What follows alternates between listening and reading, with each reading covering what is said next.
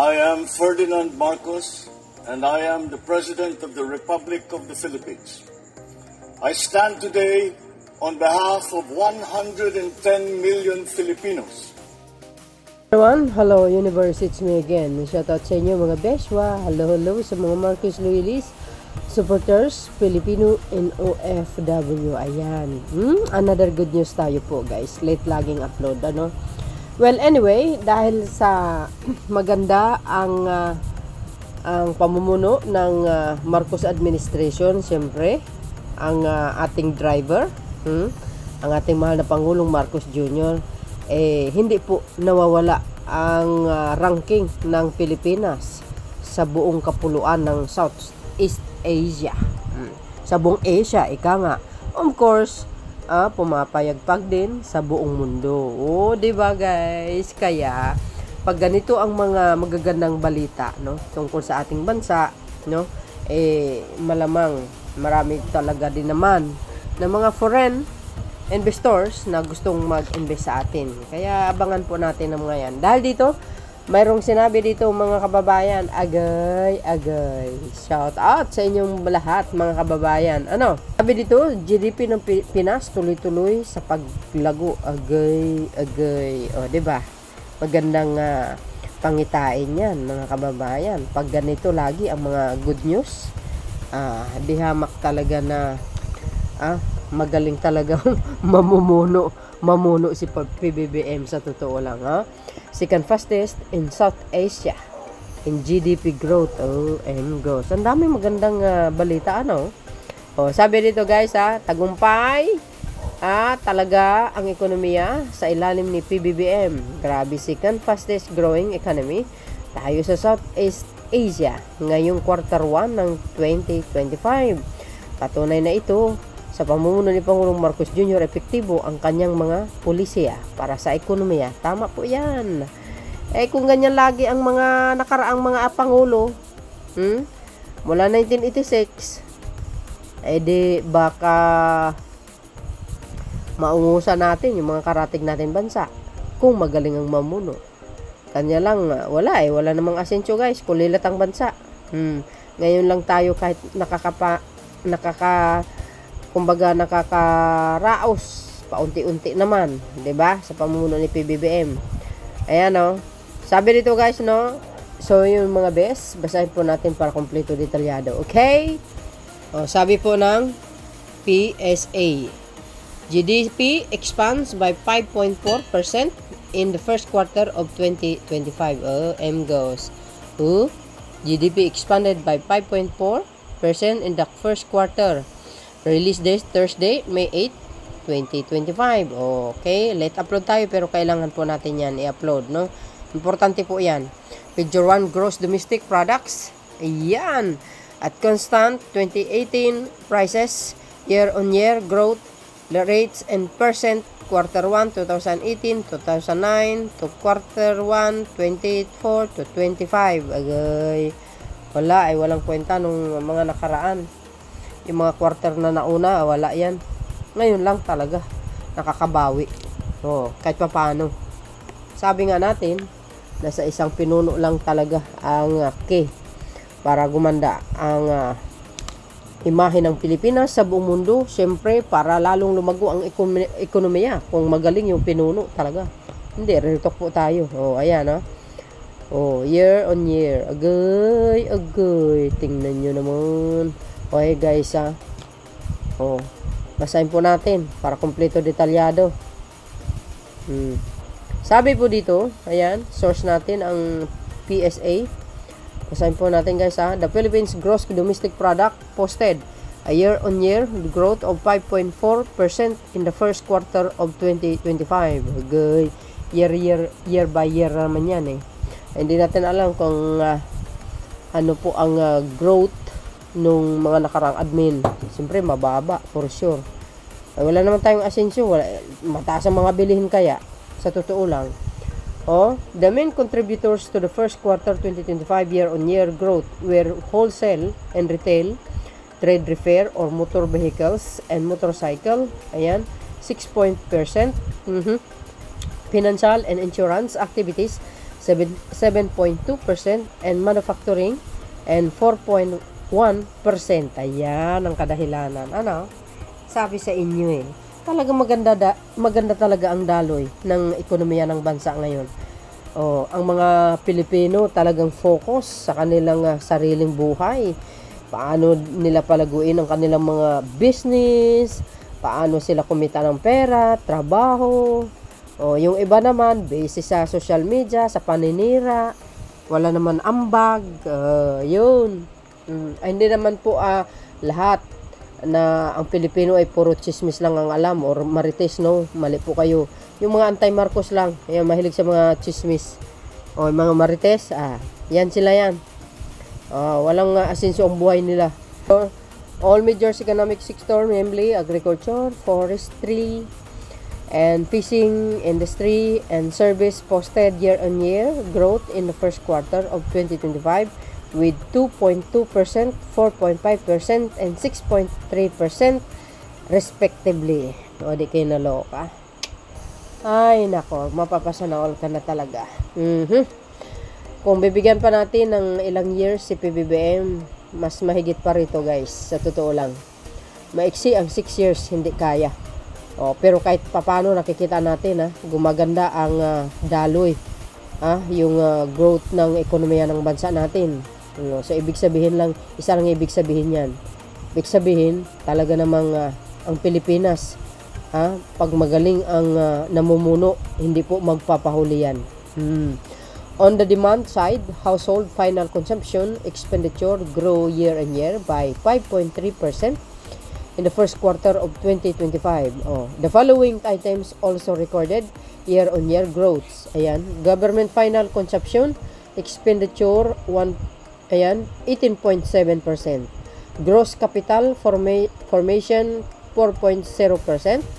Export of goods and services 6.2%, and import of goods and services 9.9%.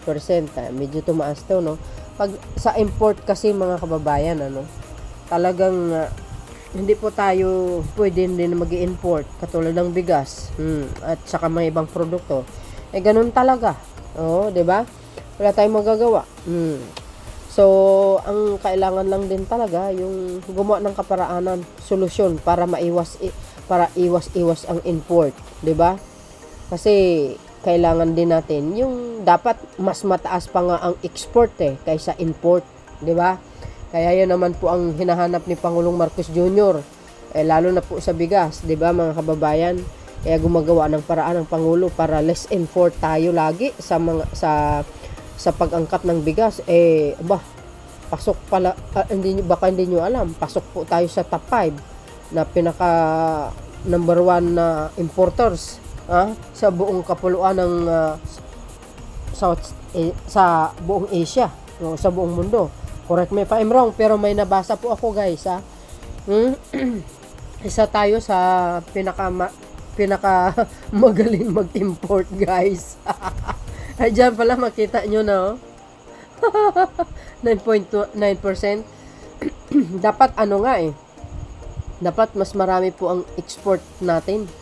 Yung mga produkto natin dapat mas malaki pa ang porsyento sa pag-i-export kaysa pag-i-import. Wala tayong magagawa. Hindi mo pwede isisi kay PBBM yan dahil kung ang ginawa ng mga past administration nakafocus paano kumbaga mabawasan ang pag-i-import, dapat lang sana, pero kaso wala hindi naman sila marunong sa diskarte. Walang diskarte sila kumbaga hindi sila marunong gumawa ng paraan paano ba ang solusyon para maiwasan ng pag-import. Di ba? Kung tutuusin guys, mga Pilipino kayang-kaya nila gumawa ng paraan di ba? Kaso lang minsan hindi natin masisisi ang ibang kapwa natin kung ang may problema sa pinakapinuno, hindi marunong dumiskarte o gumawa ng paraan, solusyon. Sasabihin, ganito dapat ang gagawin natin para maiwasan natin na mag-import. Kayang-kaya naman natin gumawa ng paraan. See guys, kaso wala Kung mayroon man guys na madiskarte at maparaan, walang iba kundi si Pangulong Marcos Jr. O, the gross national income grow year on year by 7.5% in the first quarter of 2025. Likewise, net primary income from the rest of the world posted year on year growth of 26.6% during the period. But ganun pa man mga kababayan, talaga naman dito nyo masaksihan sa pamumuno ni PBBM, talaga namang mapapahanga ka rin naman talaga sa kanyang pamumuno. Hindi, totoo po yun. Kaya kung ang isang pinuno bara-bara, walang kwenta. O tingnan nyo nga, ang dami pong nag-invest sa mga nakaraan mga administrasyon, mayroon ba? O ilan lang bilang sa kamay, pero sa Pangulong Pangulong Marcos Jr. sus Mariusip, nagsisipagdatingan. O, di ba? Actually, sa nabasa ko nga, sabi marami pang gusto mag-invest, hindi pa naaaprobahan. So ibig sabihin lang noon, mga kababayan, nakikita nila sa bansang Pilipinas talagang tinatangkilik yung mga produkto ng mga Pinoy, di ba? So dahil diyan, mga darating ang panahon pag talagang magaling ang mamuno sa Malacanang, talaga namang mag-boom tayo sa buong mundo. Diyan nyo rin makikita, diyan din ninyo din makita ang pamamaraan ng isang pinuno. Pag talagang nagiging number 1 tayo sa buong mundo, palagay ko mga OFW magsisiuwian na at dito na lang magtrabaho. 'Di ba? Ano po ang kapalagayan nyo sa sinasabi ko? There's possible pag ganun, mga kababayan. So, para sa akin, congratulations po sa Marcos administration, sa ating mga kababayan, buong Pilipino. Ayan, sa lahat ng economic teams, lahat ng gabinete ni Pangulong Marcos Jr., congratulations. Siyempre, including tayo mga mamayang Pilipino. Bakit kanyo? Nagbabayad po tayo ng tax. Okay? So, dahil dyan mga beswa, ano po ang kapalagayan nyo? Ako, ang palagay ko, kampante ako mga kababayan. Meron mo yan, second fastest in Southeast Asia in GDP growth. Goes. O, diba? Ayan o. Wow. Parang Vietnam yata ang nangunguna. Ang Vietnam guys, 6.93%. Wow. Alam mo, ang Vietnam, marami talagang nag-i-import sa kanilang mga bigas, mga kababayan. Hindi. Totoo, real talk po tayo guys. Sobra. Sa Vietnam, ang dami. Doon halos tayo nag-i-import ng bigas. Correct me if I'm wrong. Ayan 6.93%. Goes. Pumapangalawa po ang bansang Pilipinas, guys. 5.4%. Wow. Dahil dyan sa mama na yan, nakangiti. Very kampante yan. Dahil alam niya kasi, ang kanyang pamumuno ay talagang maganda. Very organized kasi itong pamumuno ni Pangulong Marcos Jr. Lagi kong sinasabi po yan. Pumapangatlo po ang Indonesia, 4.87%. Pumapang-apat ang Malaysia, 4.40%. Indonesia ba yan? Hindi ako sure guys kung ano ito Indonesia ba yan? Hindi ako sure. Nakalimutan ko yung mga flag. Ito Malaysia po yan. Pumapang-apat, pumapang-lima. Hindi ko alam man itong bansa na ito. Nakalimutan ko. Kaya na po ang balang parang Indonesia, Cambodia. I'm not sure guys So, but anyway, ano po ang kapalagayan nyo dyan? Pang last but not the least, ang Thailand. Anong nangyari sa Thailand? Ba't ganyan ang nyo? Medyo naiiwan kayo sa ere. 3.4%. Ayan. The best talaga si PBBM kung mamuno.